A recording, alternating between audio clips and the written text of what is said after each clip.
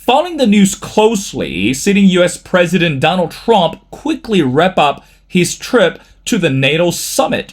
And of course, on one hand, not only that President Trump received this such glamorous welcome by the Turkish president, but on the other hand, it's more concerning about the role of the US at this moment.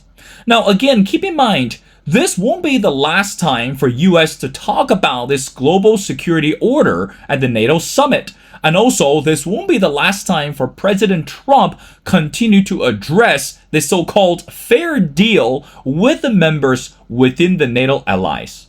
Now, interesting news came out of the NATO summit that President Trump said that a US aircraft carrier had been attacked by the Islamic Republic of Japan, apparently intending to say the Islamic Republic of Iran while speaking about the US actions against Iran at this moment.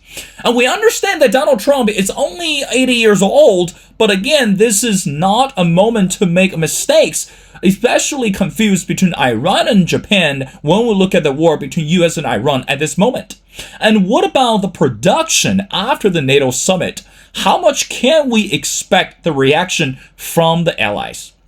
Well, ladies and gentlemen, it's my great honor to invite our distinguished speaker, Professor Jamshid Choksi. Professor Choksi is a distinguished professor, former chair of the Department of Near Eastern Languages and Cultures, former chair of the Department of the Central Eurasia Studies, and he's currently the director of the Inner Asia and Uralic National Resource Center at Indiana University at Bloomington. Well, Professor Choksi, and welcome back to the show. Thank you, Will. Thanks for having me. Well, of course, Professor Choksi, I have to say, let's start with the news that I shared at the beginning.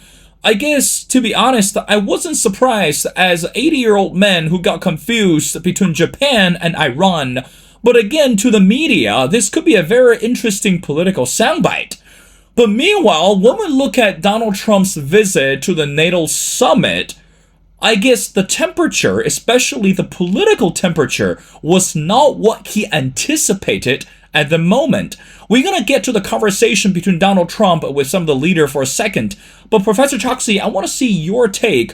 Why do you think that today, when we look at this glamorous welcome by the Turkish president, and also Donald Trump, if I remember clearly, said that the Turkish president seemed to be the only good friend with Trump at this moment. Putting everything together, Professor Choksi, what do you make of that? So I think that we should approach this NATO summit as a far greater success than the most recent summits we have had. Because when we look at the outcome, yes, there was the slip of the tongue. And I must say, when I heard that, I chuckled because, I am much younger. But even when I'm talking with interviews, and I certainly never get barraged by the press like an American president does, it is possible that those things happen, and we chuckle about it, and then we move on and not pay much attention.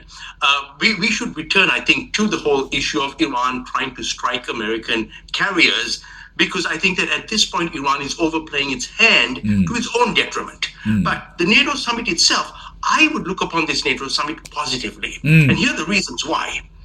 Other than for the dispute with Spain, the rest of the NATO allies, including the United States, essentially the temperature level came down. He did not talk about Greenland at the summit.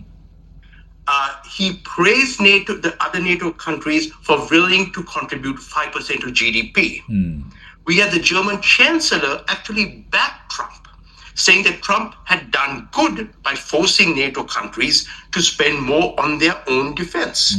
So we're beginning. So it is possible that even if we want to say in his own idiosyncratic way, he's bringing about changes in NATO, which, aside from the United States, are good for NATO itself, because NATO right now confronts Russia. And we're not just talking about Ukraine. I mean, the Poles have worried for a long time that Russia may attack Poland. The Finns and the Estonians are concerned. So I think we have reached a point here where I think the NATO countries are realizing that with or without the United States, they have to have their own defenses and their own houses in order.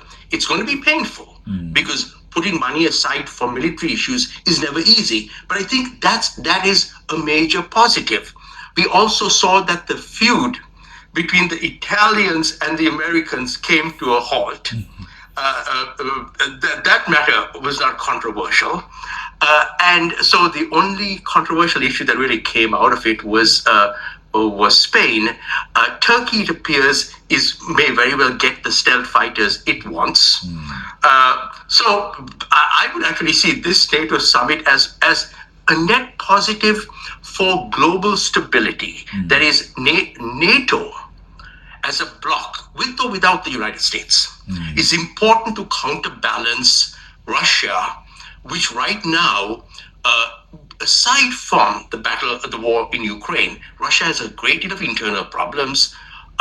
We don't know whether those internal problems will cause Russia to try to be externally adventurous even further. So I think that there may be, shall we say, a balance coming out of this. Professor Choksi, let's get to some of the details. First of all, I do want to mention a short presentation or speech that presented by the NATO Secretary General. And this is what he said, and I quote, "We don't have the luxury of time. We need the capability now to ensure we remain ready. Its defense industry is working around the clock. Not only the defense industry, also the rest of the industrial base in Russia is supporting the war effort.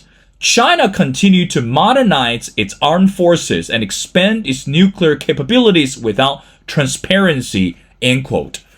Professor Choksi, when we talk about the war between US and Iran, regardless how we see those two countries collectively or individually, we have to understand that China, Russia, and so many more, they are not only the bench players, they're also, I would say, perhaps even indirect participants involved in this war, either as mediators or perhaps even as supporters. The viewers can decide.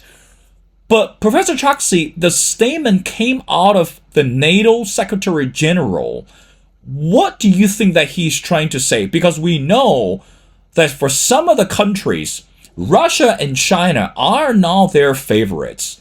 But meanwhile, Donald Trump has been very careful or strategically careful about dealing with the countries collectively. So what do you say to that? I think that is a very interesting statement because it acknowledges the reality. Other than for the United States, and the United States has maintained its military capabilities, yes, it depletes it in wars like with Iran, but it is able to restock. It may take time. But the European NATO countries have, by and large, over the last several decades, come to rely overwhelmingly on the United States. Their expectation is that if there were to be an attack by Russia, the United States would be able to arrive there immediately. I think that is not a false assumption. The United States certainly would arrive. However, those countries do have to have their own defensive capabilities. So I think the statement is an acknowledgement that the time has come and the Europeans realize that they have to galvanize their own industries, not just defense, but their own economic base to support their own countries, to solve their own internal problems, not just between NATO and the EU as a bloc, but also individually, so that they are individually and collectively strong. I think that's how we should read that statement. And I think certainly for the EU and for the European NATO countries, it is not China that is the immediate threat, it is Russia. And what about the role of Iran at this moment? I mean, again, we know that how much President Trump enjoys posting messages on social media, no matter where he goes. But in reality, even within his own cabinet, people disagree with some of the decisions or some of the statements that put out by President Trump. Of course, people not only watching how the US delegates the international tasks, But meanwhile, people are also watching how Iran is unfolding the details. So based on the latest report and based on what we observe, that Iran completely disapproved whatever the US government just put out regarding the war, the progress and negotiation back and forth. And also, needless to say, the Vice President J.D. Vance, I don't want to forecast anything, but it looks like he's going to be in hot water for a while as this envoy regarding the war between US and Iran at this moment. So why do you think at this moment that Iran's still not quite happy and satisfied regarding the reaction from the US and also the effort of J.D. Vance, especially that at the beginning of the show, Professor, you talk about, the Persian Gulf and the Strait of Hormuz. So put everything together, what is Iran waiting for at this moment? Is it a confirmation? Is it a deal breaker? Is it a negotiation? Or perhaps to say, hey, so when the 60 is over, it's over. So who's calling the shots right now? Go ahead. I think the last point you just raised is the most important one. That is, so let's just backtrack. In my assessment, in my professional assessment, the deal that Iran has right now in front of it is a far better deal than they got from the United States with Obama. This is a much better deal. And they are not, I would say, they are not able to consummate it. And so your question of who's calling the shots, that is the fundamental question. Who is calling the shots in Iran? It is not clear. In other words, the reality appears that the Iranian political system, I would say President Trump is wrong, that there has not been a regime change. There was regime decapitation, and the emergence from that is factions that are not able to appear in public to work together, but internally are unable to make the deal work with the United States. So what we see is, as we saw just recently, this demand that ships transiting the Strait of Hormuz have to go through the narrow strip of Iranian waters to the north, not through the entire strait, not through the Omanese part, not through the center, but it has to go through the Iranian part. And if they don't, the Iranians are going to attack those ships, which of course is unacceptable to any nation. But you see, and so then they attacked. That provoked a response from the United States, and we're back. And what I think that reflects is the tensions within the Iranian regime between the President Pezeshkian, the Speaker Ghalibaf, on the one hand, the Islamic Revolutionary Guards on the other hand, and of course, the great unanswered question is, where is the new supreme leader, who was not even present at his father's funeral? His brothers were there. So the question is, is he even capable of making decisions? And in the absence of that, are we seeing? I think that the fundamental answer to your question is that the Iranian political system is fragmented, and it's unable to reach a deal, even a deal which is to its own benefit.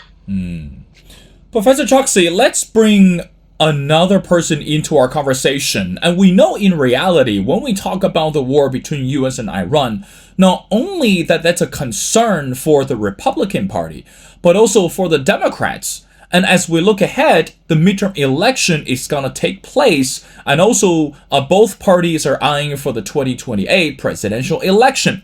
Now, one of the significant, what we say, promising children on the Democrat side is Rahm Emanuel, and the former ambassador to Japan. This is what he said recently regarding the war between US and Iran, especially the role of Israel, and I quote, "For too long, the US has confused being a strong ally with being a silent one. A blank check has come without expectations, accountability, or consequences. The approach has allowed Prime Minister Benjamin Netanyahu to ignore America's concern over settlement, expand a regional war, and believe there would be no strategic cost." And he went on to say, this is not good for Israel, it's not good for America, and it's not a good path to peace, end quote. Professor Choksi, I'm not a politician, But when we listen to political rhetoric, such as what I just read from Rahm Emanuel, we understand that there are so many political purposes and reasons to it. But right now, to this moment, Benjamin Netanyahu, from my personal stand, should bear some of the responsibilities about the progress and also the struggles that the Trump administration is facing right now. But Professor Choksi, from at this moment, it doesn't look like Netanyahu is responding or air quote happy or satisfied with whatever Trump is doing right now. What is your assessment regarding Israel or perhaps Netanyahu at this moment?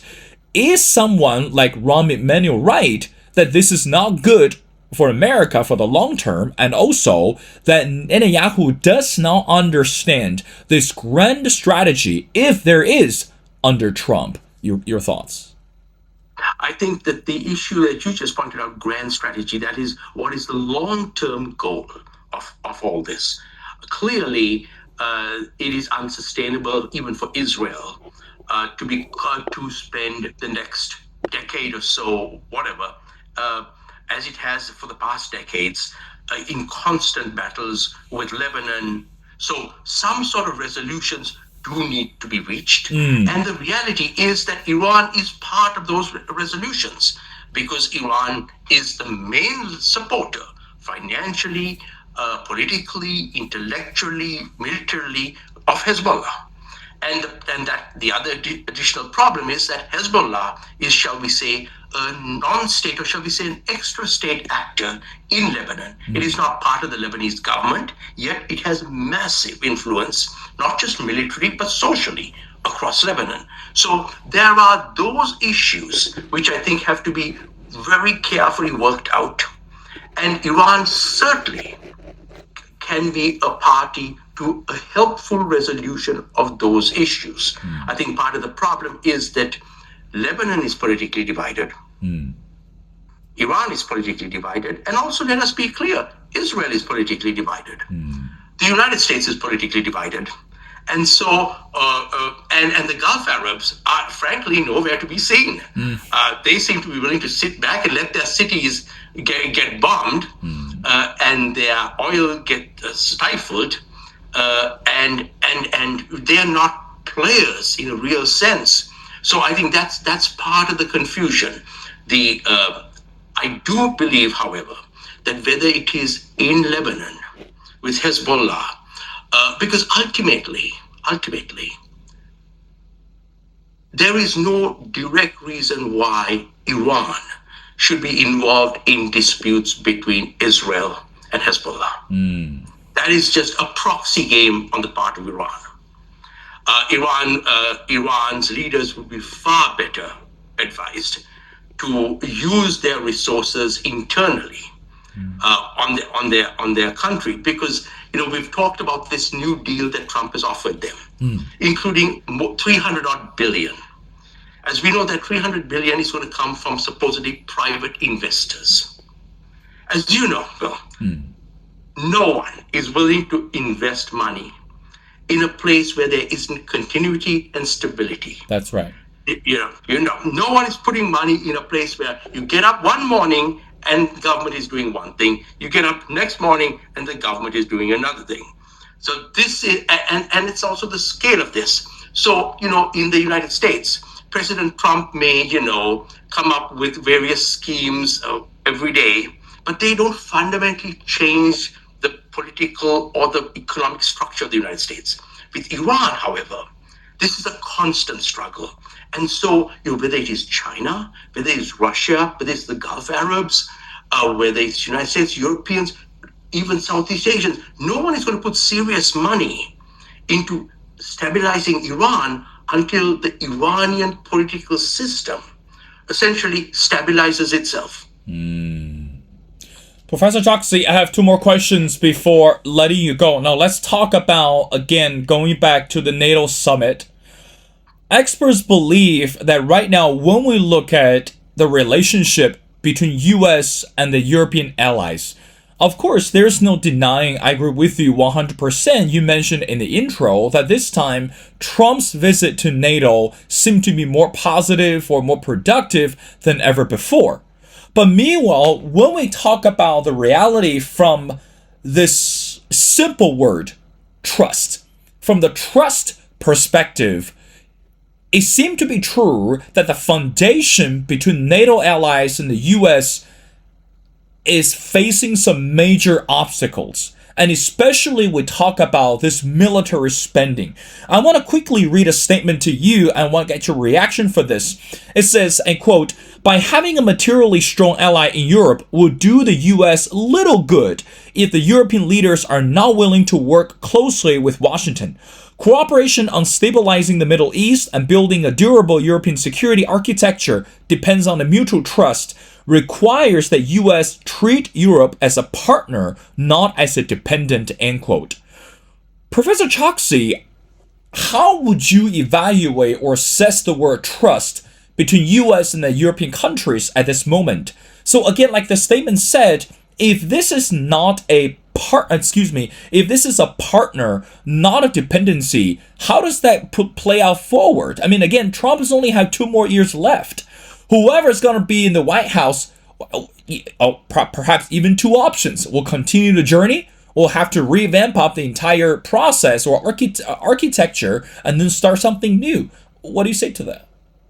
And the 2 words you mentioned, trust and dependency, those are important because I think that what has happened over the last couple of decades is that the Europeans have taken a back seat and become more dependent on their military architecture being under, shall we say, the US umbrella completely. And that has been trust, but that dependency has also created inequalities.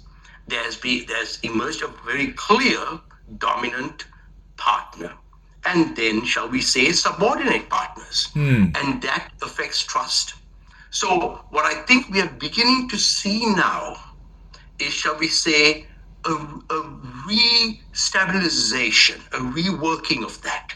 I think the trust will continue. As you pointed out, there are 2 more years of the current US president. We don't know who will be president after that. But I do think the alliance will endure. It needs to endure for Europe's sake and for the United States' sake. But I think what we will see is that there will be, and hopefully, a more stable balance, less of a dependency. And with that less of a dependency, yes, there'll come more independence, but there'll also, hopefully, trust will be rebuilt as, shall we say, more equal partners. Which, I mean, if you think about, Trump's number 1 gripe against NATO has been that he feels that that the Europeans have taken advantage of the United States. That is essentially that, in other words, that they have become dependent on the United States and on US spending and US military assets to sustain NATO. And, perhaps the best thing that will come out of the bellicose way in which Trump has approached this, yes, he has not been subtle. This could have been handled very diplomatically. But maybe the best thing that will come out of this is that the Europeans are waking up to their own security and realizing that, yes, they need to be full partners, and that if they are full partners, they will force Washington to have more respect for them. And there will be, shall we say, a trust based on equal partnership. Professor Choksi, I want to wrap up our conversation by asking you the last question. Let's talk about what's happening domestically in America. Based on what I'm looking at right now, the former New Jersey governor, Chris Christie, and we know that Christie has not been a fan of Donald Trump, recently that he predicted during a podcast that Republicans are headed for what he called monumental defeat in the upcoming midterm election, which could force a reckoning within the party. Professor Choksi, we know that Chris Christie, it's well known that being one of the major images for the Republican Party, of course, and he's not in the same boat with Donald Trump. But meanwhile, that he has also been criticizing about the war between US and Iran and also all the strategies that Trump has rolled out. My final question to you is, let's bring this back to a domestic concern. Such war like between US and Iran, and also this ambiguity, the messages came out of the Trump administration after the NATO summit put everything together. How much do you think like someone like Chris Christie really matters, especially when he said that the Republican Party for the midterm election, it's possible heading for a monumental defeat? Your final thoughts. I am no expert on U.S. domestic policy, but what I do see on the ground is that it is unclear, at least to me, what the outcome of the midterm elections are. Is it going to be a major shift? I'm not sure. What we have seen in recent decades in the United States is that it is very closely contested and highly divided, and so it is unclear whether the Democrats will come out great winners, the Republicans will come out great winners, or whether it'll just be a small shift. Because remember, if there's a small shift in Congress, irrespective of who gains control of the House or the Senate, it's not going to really change things much. So it's quite possible that what will eventually happen is that there may be a small shift. Let's also keep something in mind. Generally, the conventional wisdom from those who do follow U.S. domestic policy is that foreign affairs do not impact American voters as much as do domestic matters. And the greatest impact, of course, has been oil and gas prices. But again, those have fluctuated up and down. And a lot of the economic concerns in the United States go well beyond issues dealing with Iran. So whether the Iran war will have that much of an impact, not clear. Will there be a fundamental shift? Well, I couldn't tell you. I think we're going to have to wait to see what happens in November. And then after that, we have to also wait and see what happens 2 years from now. Because again, neither in the Republican Party nor the Democratic Party is there a clear successor to Donald Trump emerging. So we will have to see, what the future holds. That's right. Well, regardless what the future holds, but I'm hoping the next president of America won't be confused between Iran and Japan at the NATO summit, and otherwise it will become a really serious concern for the international community. I'm sure that the Japanese politicians sort of took a deep breath and then realized, okay, we should just stay calm. This is a slip of the tongue and move on. Right. And also on the bright side, but at least the Donald Trump remembers, there's another critical country in Asia, which is Japan. Definitely. It's good to be mentioned, probably not at the occasion. But anyway, all right, ladies and gentlemen, such an honor to speak to Professor Jamshid Choksi. Again, Professor Choksi is a distinguished professor, and he is the current director of the Inner Asia and Uralic National Resource Center at the Indiana University at Bloomington. Well, Professor Choksi, thank you so much for your time. Again, as always, we enjoy your insights and expertise. We can't wait for our next conversation. So thank you so much for doing this.